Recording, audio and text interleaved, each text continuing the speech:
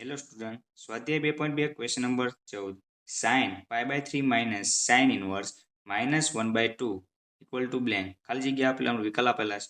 તો પહેલો વિકલ્પ 1/2 1/3 1/4 અને 1 આપેલ છે. આ રીતે આપણે સોલ્વ કરીએ તો ક્વેશ્ચન આપણને આ રીતે આપેલો છે.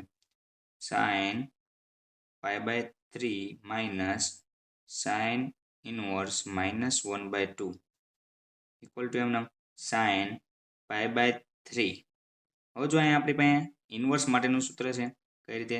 સાઇન ઇનવર્સ -x હોય તો શું લખીએ કે માઇનસ આગળ સાઇન ઇનવર્સ x.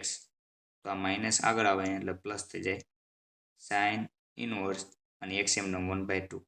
1/2 x ની અંદર 1/2 ક્યારે લખીએ એવી તો આપણને π/6 સાઇન π/6 ની કિંમત ખબર છે 1/2 થાય. સાઇન π/6 ઇક્વલ ટુ 1/2 આપેલું છે આપણે કોષ્ટકની અંદર. તો કોષ્ટક આપણને ખબર હોવી જોઈએ આ રીતે. તો કોષ્ટકની અંદર અહીંયા આપેલું છે તો π/6 પહેલા જ આવે તો સાઇન π/3 પ્લસ સાઇન ઇનવર્સ અહીં લખાય sine π/6. Sine inverse sine cancel એટલે આપણી પાસે π/6 અને π/3 વધે અંદર.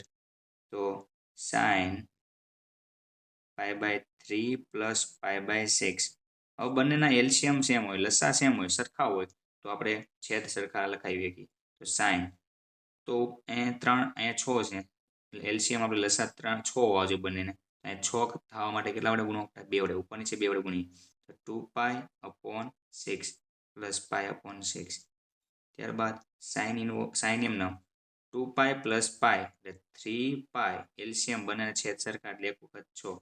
હવે 3 2 6 3 2 6. હવે સાઇન π/2 બચે તો π/2. સાઇન π/2 ક્યારે થાય તો કે 1 ની કિંમત સાઇન π/2 ની કિંમત 1 છે. તો આપણો આન્સર તો આપણો વિકલ્પ આપેલો છે એની અંદર વિકલ્પ પહેલો 1/1 આપણી પાસે વિકલ્પ આપેલો છે ડી. આન્સર આપણો ડી.